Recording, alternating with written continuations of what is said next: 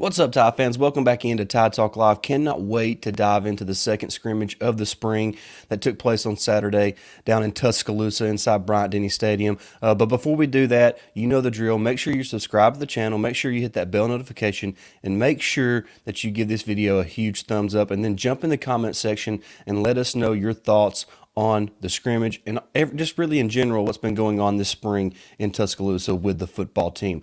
All right, guys, we're just going to go position by position real quick. Not going to take up a lot of time. Just want to get some information from everything that we've heard from yesterday's scrimmage. All right, let's start at quarterback. Both Jalen Milroe and Ty Simpson had their moments. They were a little bit up and down. Milroe was really solid at the beginning of the scrimmage, threw a 55-yard touchdown pass to Kendrick Law on the dime. He did get intercepted early on, but it was a perfect pass to either Law or Benson, but it bounced off their hands, and then Christian Story took it back for a pick six. But Ty Simpson, he did a little more with his legs on Saturday than what Milroe did, which was a little bit surprising. He had a rushing touchdown in the red zone period. Also threw a touchdown pass to Amari Black in the red zone period. So I would say throughout the actual scrimmage, Milroe was a little better than what Simpson was. But in the 2-minute and in the red zone, I think Simpson was a little bit better than what Milroe was. So both guys had up and down days, but both guys are progressing, really nicely. And I think this is a quarterback battle that we've talked about is going to last all the way up until the first game of the season against Middle Tennessee State there in early September. So nothing concrete is going to be, you can't expect anything concrete to happen at the quarterback position from now until September. Also, the two freshmen, Dylan Lonergan and Eli Holstein, played pretty well. Lonergan even led a solid drive against the first team defense. So he's a young player that is showing some promise at the quarterback position. Now we look at running back. We know what we have in Jace McClellan. We know what we have in Roydell Williams.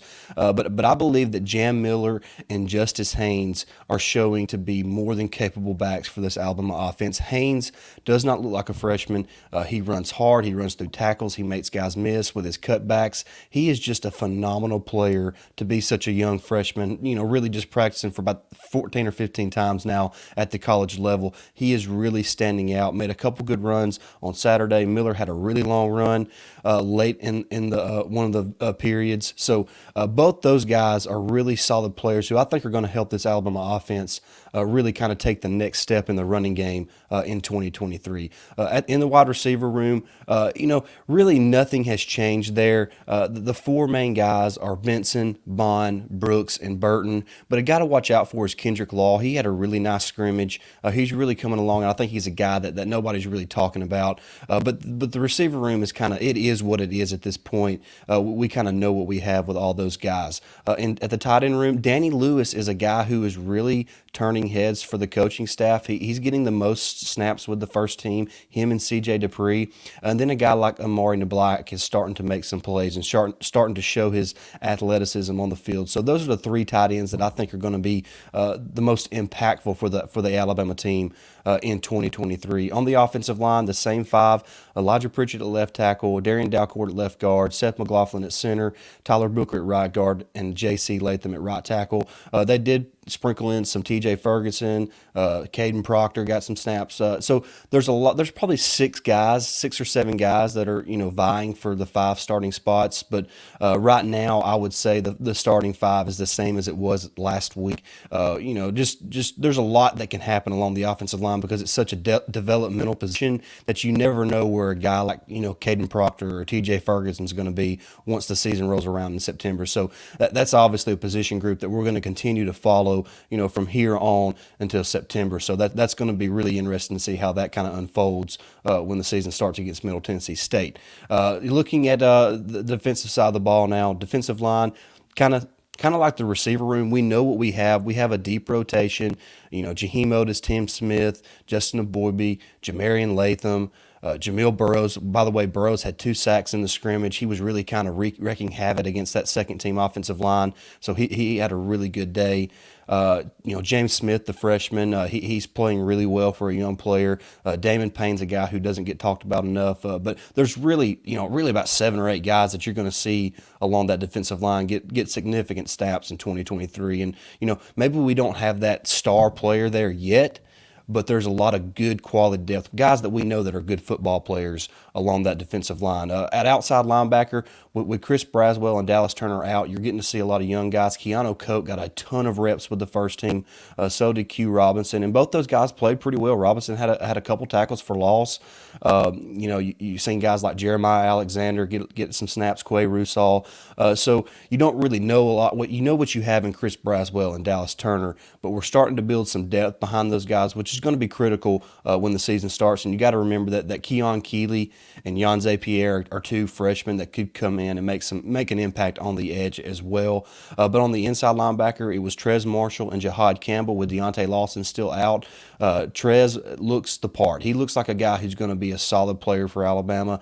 And if I had to pick a guy that's going to start alongside Deontay Lawson in the fall, that's who it would be. Trez Marshall, transferring over from Georgia, has been really good for this Alabama defense this spring. But Jahad Campbell played really good. Sean Murphy, he got a little nicked up early in the scrimmage, but he's going to be just fine. But he got some reps with the one.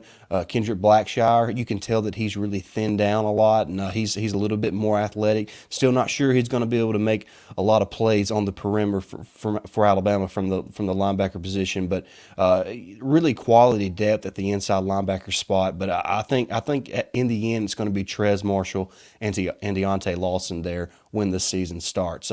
Looking at cornerback, I think Alabama set at corner. I think Terrion Arnold and Kool-Aid McKinstry are two really good corners. I think both those guys had fantastic scrimmages on Saturday.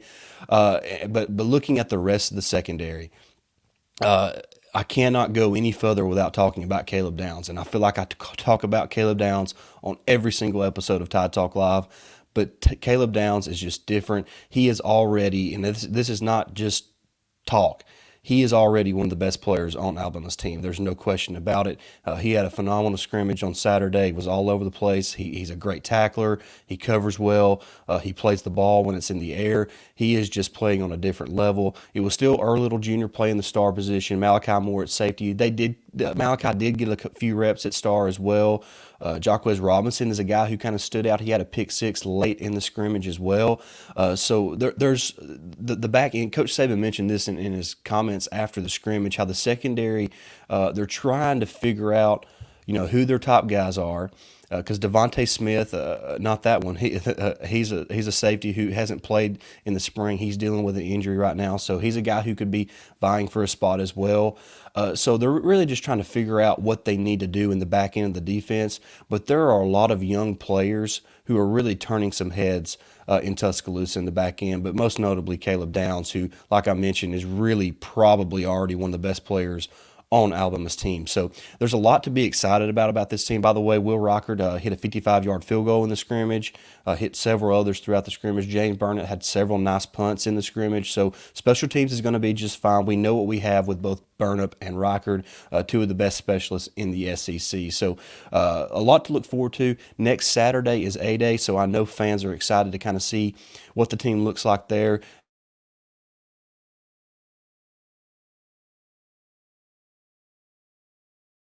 And I am as well. Cannot wait to see what happens this week in practice. This video up. Thank you so much for watching, and until next time, roll tide.